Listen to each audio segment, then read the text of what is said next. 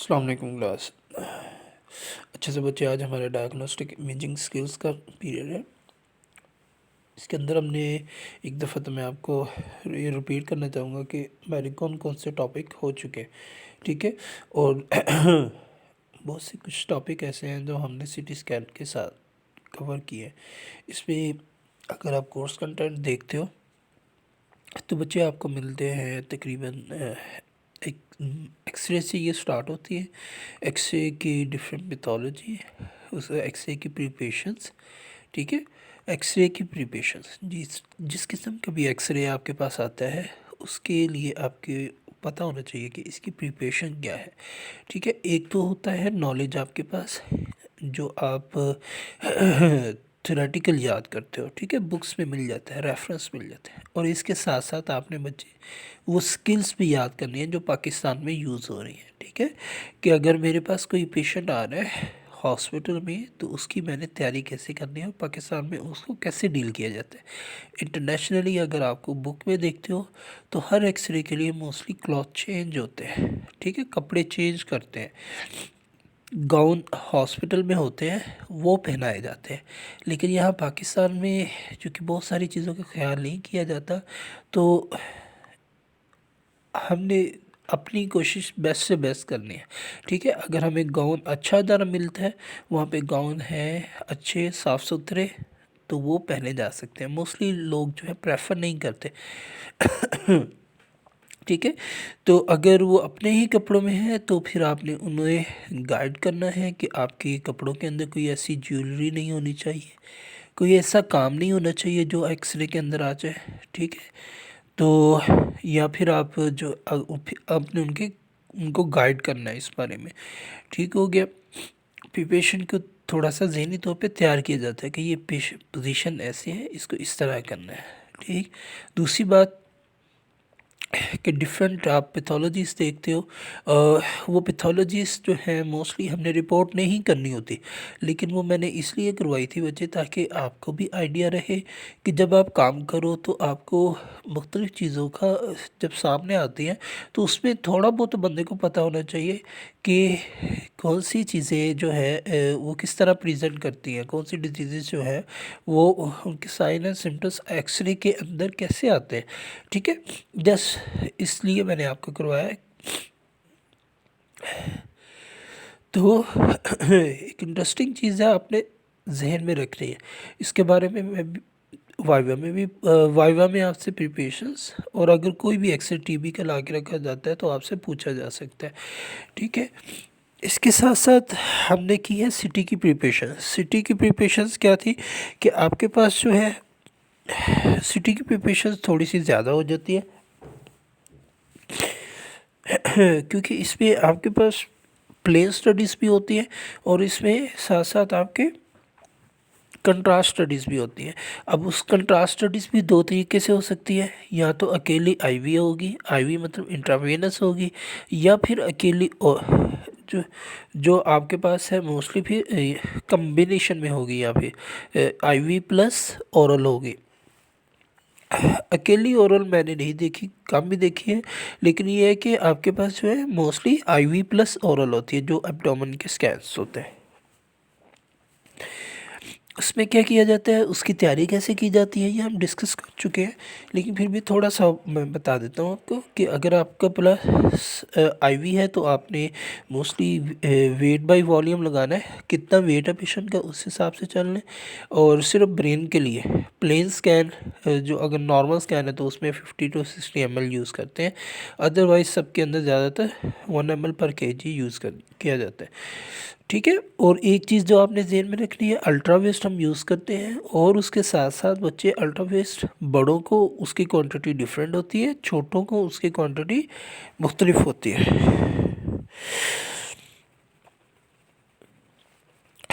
Okay.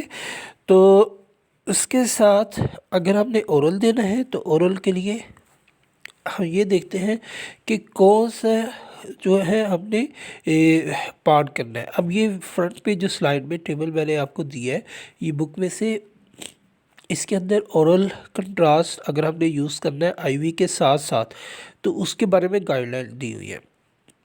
अगर आपने oral use करना है तो मोस्टली हम प्रेफर करते हैं गैस्ट्रोग्राफिन को, वो जल्दी मूव कर जाता है। तो वो 1 घंटा पहले आपने देना है, 1 घंटा पहले आपने वक्फे वक्फे से देना है। उसका तरीका ये होता है कि गैस्ट्रोग्राफिन को आप मिला देते हो लीटर बोतल के अंदर।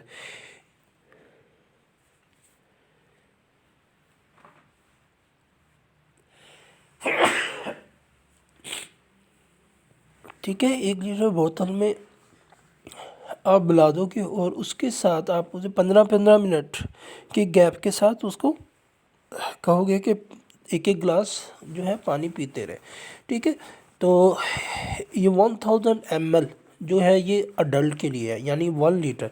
1 लीटर जो पानी है वो बड़ों के लिए, और वो भी उस वक़्त जब आपने पूरी जीआईटी ट्रैक का को इन्वॉल्व करना हो। अगर आपने अपर जीआईटी ट्रैक को इन्वॉल्व करना हो तो फिर उस पर क्या किया जाता है, उसके अंदर फिर आप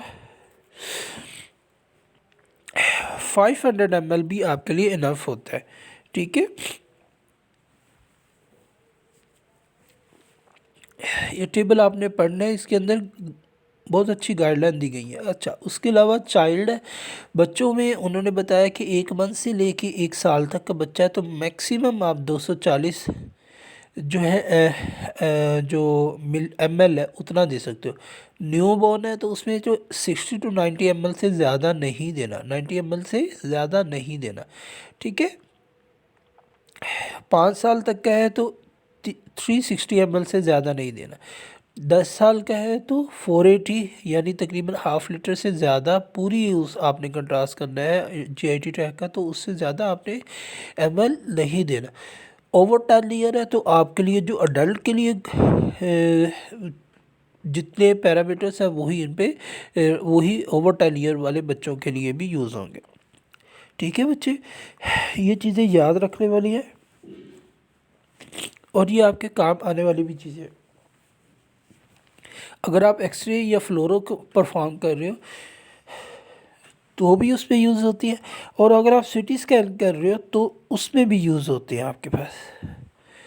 ओके हो गया। हाँ, अच्छा, दूसरी बात ये कि जब आप एमआरआई का एब्डोमेन करते हैं तो क्या क्वेश्चन ये बनता है, जब आप एमआरआई का एब्डोमेन करते हो क्या उसमें भी आपके पास कंट्रास्ट यूज़ होता है? डेफिनेटली बच्चे, उसके अंदर भी डबल कंट्रास्ट यूज़ होता है, लेकिन उसमें एक गुडालिनी हम आईवी लगाते हैं और सेकंड हम पानी पिलाते हैं उन्हें। ठीक है, ज़्यादा से ज़्यादा पानी पिलाते हैं। फर्स्ट जो 1 घंटा पहले, जो स्कैन से 1 घंटा पहले उन्हें आहिस्ता आहिस्ता पानी ज़्यादा पिलाते हैं, तो फिर उसके बाद स्कैन करते हैं तो हमारे पास वाटर ही एमआरआई के अंदर कंट्रास्ट के तौर पे यूज़ किया जा सकता है जीआईटी ट्रैक में। ठीक है, और एक और एमसीक्यूज़ या एक आपका जो क्वेश्चन है वाइवा का वो ये कि कंट्रास्ट लगाने के बाद आप कौन सा स्कैन करते हो एमआरआई में, तो आपने बताना T1 करते हैं। ठीक है, T1 स्कैन करते हैं कंट्रास्ट लगाने के बाद, T2 नहीं करते। T2 क्यों नहीं करते? क्योंकि T2 पहले ही ब्राइटर होता है, तो उसके अंदर जो आपके पास जो है कंट्रास्ट लगाने से उसकी जो डेंसिटी होती है, जो उसका सिग्नल होता है वो आपके पास मुतासिर हो जाता है, वो डिस्टर्ब हो जाता है, जिसकी वजह से उसके सही सिग्नल नहीं आता। ठीक है, अच्छा, नेक्स्ट बच्चे आपके पास एमआरआई के अंदर एक अब हमने 2 तैयारियां तो कर ली तकरीबन, एक्सरे और उसके बाद आपके पास जो है सिटी स्कैन, और उसके बाद एक एमआरआई की प्रिपरेशन है। एमआरआई की प्रिपरेशन थोड़ी सी कॉम्प्लिकेटेड है, आपने उसमें ये ख़ास तौर पे ध्यान रखना है, डिफरेंट क्वेश्चन करने हैं आपने कि क्या आपकी पहले कोई सर्जरी तो नहीं हुई, क्या पेस मेकर्स तो नहीं हुई, आपको कोई, जितने उन्हें पहले तो पेशेंट को यही गाइड करना है कि आप अपनी तमाम फाइल्स लेकर आए। पहले आप ख़ुद पढ़े, फाइल्स देखे, अंदाज़ा लगाए, फिर उनसे पूछे कि आपकी कोई सर्जरी तो नहीं हुई, पहले सर्जरी के बारे में आपने कोई इम्प्लांट तो नहीं है आपकी बॉडी में। ठीक है, पेस मेकर हो जाता है इम्प्लांट में, इसमें आपके पास कोई मेटालिक ऑब्जेक्ट हो जाता है, कोई जॉइंट रिप्लेसमेंट हो जाती है, जैसे डी जॉइंट की रिप्लेसमेंट बहुत कॉमन है, हो जाती है। फीमर के ऊपर अगर किसी जगह पे कहीं फ्रैक्चर आया है तो बॉडी के अंदर इम्प्लांट्स होते हैं। ठीक है, आइस के अंदर भी हो सकते हैं, एयर्स के अंदर भी हो सकते हैं, तो उनसे ये पहले पूछ लेना है। क्यों पूछना है बच्चे? इसलिए पूछ रहे हैं बच्चे कि जैसे ही आप उसको पेशेंट को लेके जाओगे, इतने पावरफुल मशीन की जो एमआरआई की मशीन है उसके अंदर मैग्नेटिक फील्ड बहुत ज़्यादा होती है, वो उनके फंक्शन को मुतासिर करेगी। अगर कोई मेटालिक ऑब्जेक्ट है तो उसको डिस्टर्ब कर, तो उसको अट्रैक्ट करेगी अपनी तरफ, ठीक है। तो उसकी वजह से क्या होगा, आपके पास सेफ्टी के सारे जो पैरामीटर्स हैं वो पूरे नहीं हो पाएंगे, और इल्ज़ाम आपके ऊपर आएगा कि आपने नहीं ख्याल किया कि पेशेंट की उससे पूछा नहीं कि पेशेंट के अंदर कोई इम्प्लांट्स है या नहीं। तो यहाँ पे कुछ क्वेश्चंस हैं, उनके बारे में उसका फिर उसके ऊपर एक्शन क्या लेना है ये आपने पढ़ लिया, ठीक है। प्रेग्नेंट होने के इसलिए पूछना है क्योंकि हमें पता होना चाहिए एमआरआई के अंदर हमने साथ में हिस्ट्री में लिख रहा है।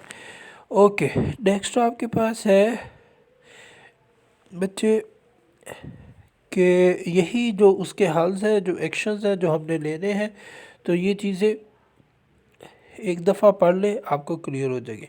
इसके अलावा आपके पास बच्चे एक चीज़ और है एमआरआई के अंदर कि आपको मैंने बताया था डिफरेंट जो है स्कैन्स होते हैं। अभी आपने एमआरआई नहीं पढ़ी लेकिन उसके अंदर डिफरेंट सीक्वेंस होते हैं, T1 T2, T1 weighted, T2 weighted, proton density weighted images होते हैं।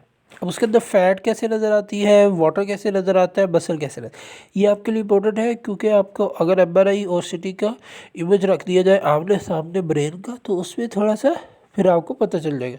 अगर T1 वेटेड इमेजेस है तो उसमें वाटर जो है वो ब्लैक होता है, T2 वेटेड है तो उसमें वाटर या CSF जो है वो ब्राइट होता है, और प्रोटॉन डेंसिटी है तो उसमें ग्रेश होता है। ये एक चीज़ आपने लाजमी याद रखनी है। फैट सब में ब्राइट होता है, मसल्स जो है वो ग्रे टू ब्लैक होता है। जो एक चीज़ आपने याद रखनी है T1 T2 और प्रोटॉन डेंसिटी के अंदर वाटर का याद रखना है कि वो कैसा नज़र आता है, ठीक है बच्चे।